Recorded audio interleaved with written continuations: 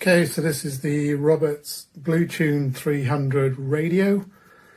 It's a very, very typical Roberts radio. This is a very, very solid radio. This is all nicely brushed aluminium with good quality knobs on the top.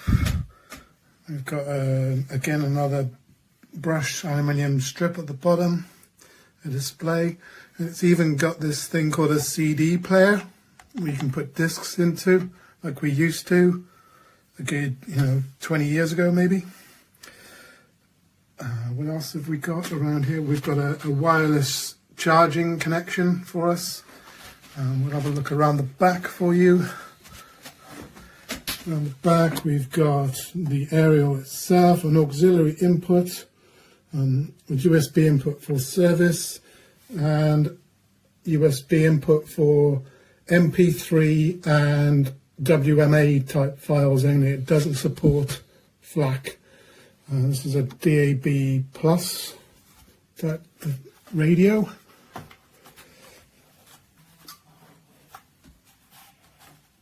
Okay.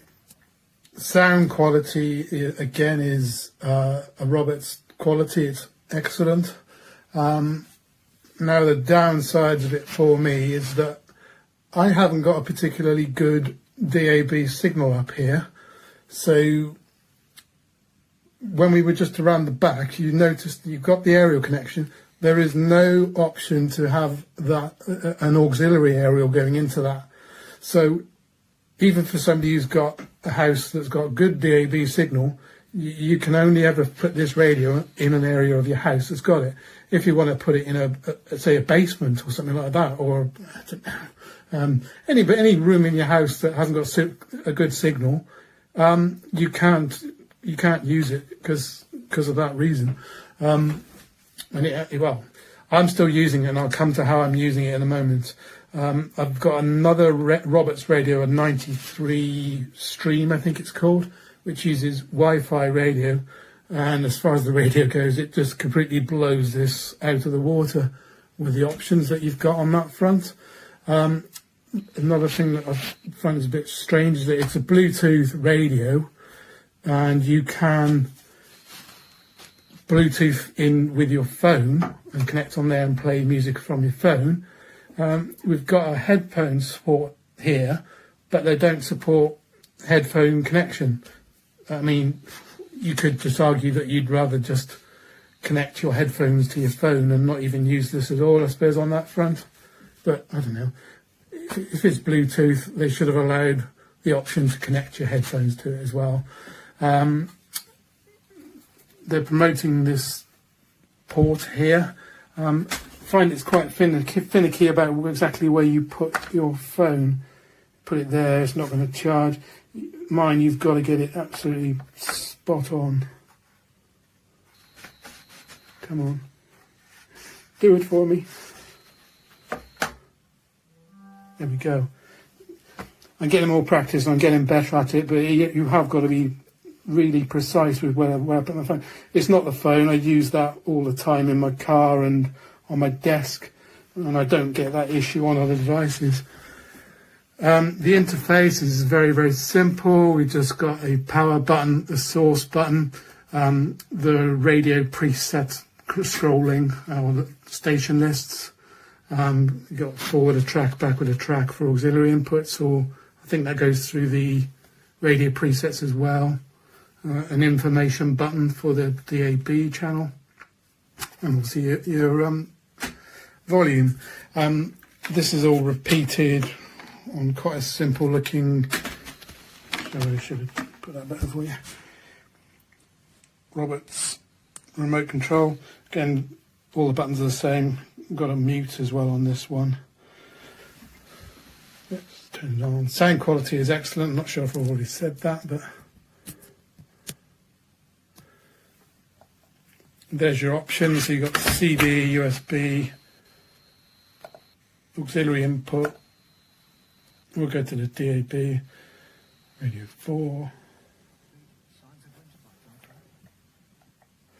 The cat The sound is great throughout the range of the volume. That's what's really good. Like if you want a radio that's just on quietly in the background and yet still staying clear, go for a Roberts. It always sounds great.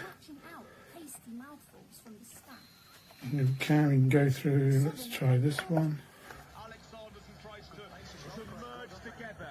Just about got one bar down there.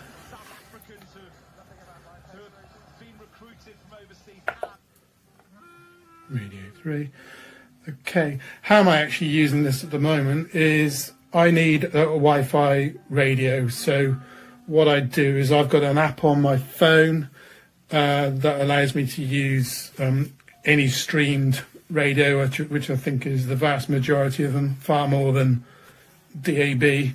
And I just then tell this to connect to the phone via Bluetooth.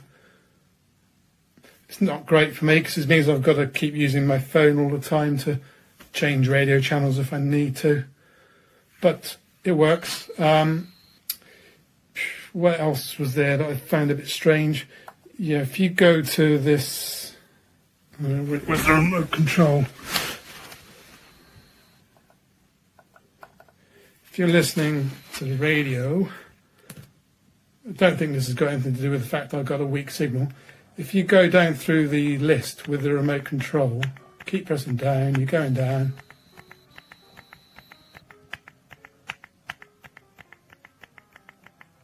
And eventually, it like times out. It goes back to that with you just going down through that list.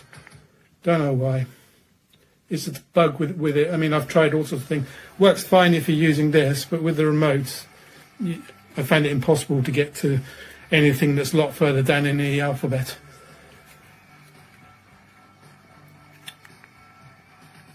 Where's the settings that I wanted to get to?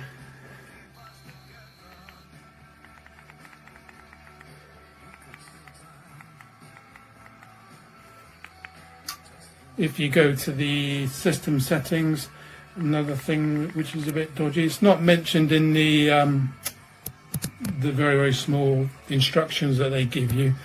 But I thought, oh, there's a software update. What happens if you go into there? If you go into there and say, oh, yes, I'll do that, please. You get that. And that's it then. The radio's dead. Just says it's waiting for PC Wizard, which we don't know what it is. I expect if I really did look into it, I might find out what it is. I mean, you can't power it on, you can't do anything. The only way to resolve this is to pull the cable out of the back. It's fine, I mean, people shouldn't do that, I suppose, but it'd be nice if they just mentioned it in their instructions. Anyway, for me, it would be an absolutely epic radio if they offered the same thing that they did with their streaming radios, which is the Wi-Fi connection to the streamed channels. 93 Stream, I think it's called. If they did that, it'd be perfect for me. It's probably perfect for the vast majority of people if you've got a good DAB signal. Yeah, it'd be great. Otherwise, not great for me, but hopefully good for you. Yeah, this equaliser, as you can see, you can set it up depending on what kind of music you're playing, and it really does change the sound of the music, so it's fantastic. That's a really clever addition to the unit. The remote control is really easy to use, very simple, very straightforward. My husband has been playing with this more than I have this week, and his only complaint was, if you look here, the screen is absolutely tiny, so if you're sitting and using the remote control, it's actually really hard to see and really hard to read from any distance. I do like the finishing on this though, it is gorgeous. The wooden surround is just beautiful with the chrome. Very simple to use buttons, very easy to read leaflet that comes with it. It's an easy setup. Unfortunately, we do not get a very good DAB signal here, but it's fine. We can use it for everything else. Currently on sale at £329, which initially sounded quite expensive. However, this is just pure quality. It's like the British quality you would expect. Oh, I meant to say as well, there's also an insert there for headphones. If you want quality, this is the item to buy. 5 stars from me, and I have absolutely no hesitation in recommending. Thank you for watching my video review, and I hope you find it helpful. Recently, where there were parked cars either side, and I saw up ahead a mother taking her little child across the road, probably 2 or 3 years old. So I slowed down to let them carry on. And they crossed, and I was just kind of thinking to start off again. Something just told me just to wait, and I'm so glad I did, because another child suddenly crossed as well from between the parked cars. I wouldn't have seen them, and I guess a driverless car wouldn't have seen them either. And this child didn't look. They didn't look either way. They just crossed, and that was it. And I was so glad that I hadn't started off again. That's brilliant. I know that the people who love driverless cars say that the driverless car would have actually reacted quicker than you. But